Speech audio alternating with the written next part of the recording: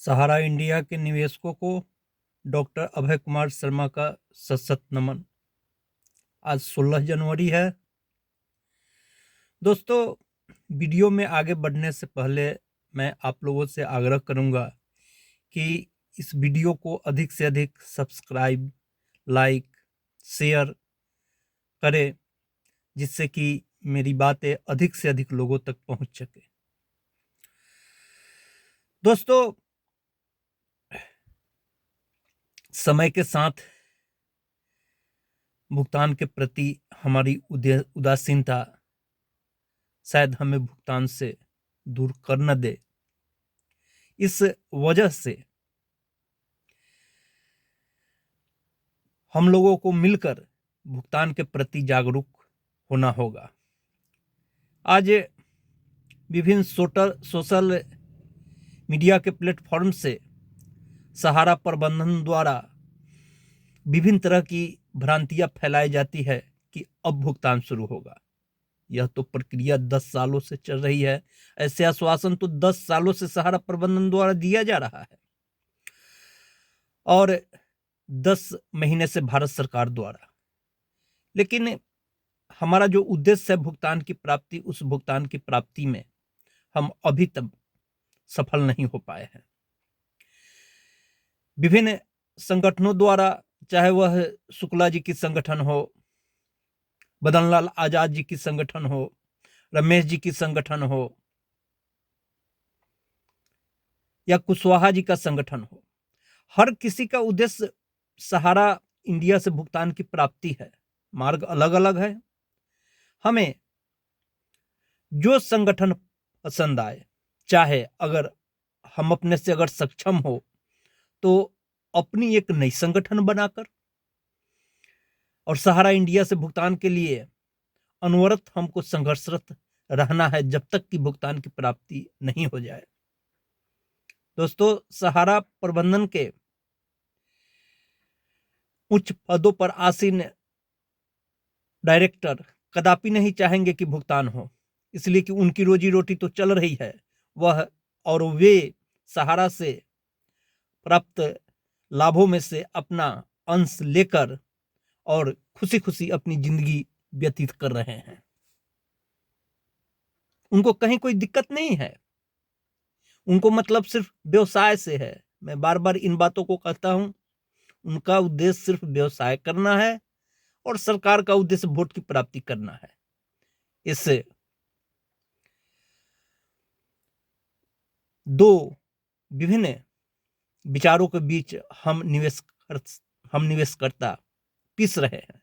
लेकिन हमें स्वयं के भुगतान के लिए स्वयं प्रयास करना होगा और विभिन्न संगठनों द्वारा जो कार्यक्रम चलाए जा रहे हैं उसमें हमारी सहभागिता देनी होगी।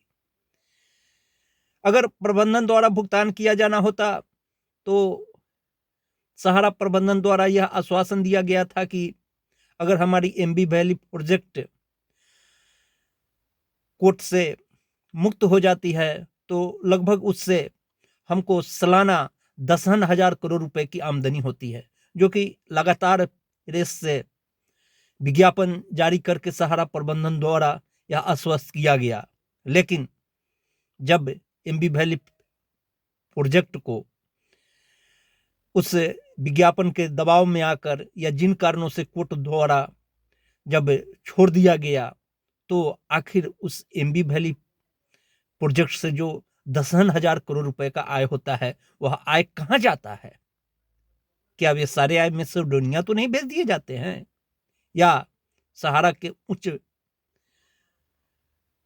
प्रबंधन तंत्रों द्वारा उसका दुरुपयोग तो नहीं किया जा रहा है? वास्तविकता है कि सहारा के जो प्रबंधन तंत्र में उच्च पदों पर आसीन व्यक्ति है वे अपने वेतन के नाम पर मोटी मोटी रकम लेकर और सहारा इंडिया के धनों का दुरुपयोग कर रहे हैं, जबकि दूसरी तरफ जो जमाकर्ताओं के रक्त और पसीने के कमाई के पैसे से जिस सहारा इंडिया को खड़ा किया गया उन्हीं जमाकर्ताओं को आज हाशिए पर छोड़ दिया गया है। हमारा यह अधिकार है, हमारा यह दायित्व है कि हम सक्षम प्राधिकार के पास जाकर और अपनी बातों को रखें, अपने भुगतान के लिए प्रयास करें। और वह सक्षम प्राधिकार के पदाधिकारी हैं जिलाधिकारी। क्योंकि मैं बार बार कहता हूं कि जब तक सिर्फ सहारा प्रबंधन के पास हमको बातें रखनी होती थी अपने भुगतान के लिए, तब तक हम सहारा प्रबंधन के पर आश्रित थे या सहारा प्रबंधन के पास जाते थे। लेकिन आज सरकारों की उसमें संलिप्तता है और CRCS पोर्टल के माध्यम से सरकार और सहारा दोनों को मिलकर अपने दायित्वों का निर्वाह करना है। लेकिन दोनों अपने दायित्वों से हटकर सिर्फ आश्वासन और आश्वासन, बार बार आश्वासन के मकरजाल में फंसाकर और सहारा के जमाकर्ताओं को दिग्भ्रमित करती आ रही है। फिर मैं आज कहूंगा 30 जनवरी, दोस्तों 30 जनवरी को हम निश्चित रूप से अपने जिला मुख्यालय में उपस्थित हो और अपने भुगतान की मांग के लिए, अपने भुगतान की प्राप्ति के लिए जिलाधिकारी से मिले और अपनी बात उनके पास रखे। चूंकि सक्षम पदाधिकारी वही हैं जो हमारी बातों को सरकार तक, CRCS तक या सहारा प्रबंधन तक पहुंचा सकती है। दोस्तों, एक संस्था के तरफ से भी सोशल मीडिया के माध्यम से एक चैनल चलाया जाता है, ज्ञानदान, जिस पर आने वाले लोग बहुत ही अच्छी अच्छी बातें करते हैं और सिर्फ व्यवसाय करने की बातें करते हैं, कभी भी भुगतान की बात नहीं करते हैं। अगर भुगतान की बात होती, भुगतान का कोई रोड मैप होता, तो भुगतान करने में 10 साल नहीं लगते और अभी भी कोई भुगतान की प्रक्रिया नहीं शुरू हुई है और ना ही संस्था की तरफ से कोई भुगतान की तैयारी की गई है। सरकार की तरफ से भी सिर्फ CRC पोर्टल ले आकर और निवेशकों को दिग्भ्रमित करने का काम किया गया है। हम लोगों की मांग होनी चाहिए कि सरकार के संरक्षण में ही उन सेवा केंद्रों से, जिस सेवा केंद्रों में जाकर हमने राशि जमा की थी, वहां से भुगतान की प्रक्रिया शुरू हो और हमें भुगतान की प्राप्ति हो। तब तक हमको संघर्ष करते रहना है जब तक भुगतान की प्रक्रिया शुरू ना हो जाए।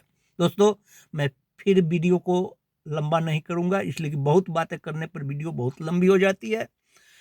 मेरा आग्रह यही होगा कि 30 तारीख को पूरे भारत में हर राज्यों में अपने जिला मुख्यालयों में उपस्थित होकर और जिलाधिकारी के पास अपने भुगतान की मांग रखने के लिए सभी निवेशक, सभी जमाकर्ता और खर्चकर्ता उपस्थित हो और अपनी मांग रखे। और मैं आग्रह करूंगा कि मेरे इस वीडियो को अधिक से अधिक सब्सक्राइब, लाइक और शेयर करें ताकि जन जन तक यह बात पहुंच सके और हम भुगतान प्राप्ति की ओर बढ़ सके। तब तक के लिए धन्यवाद।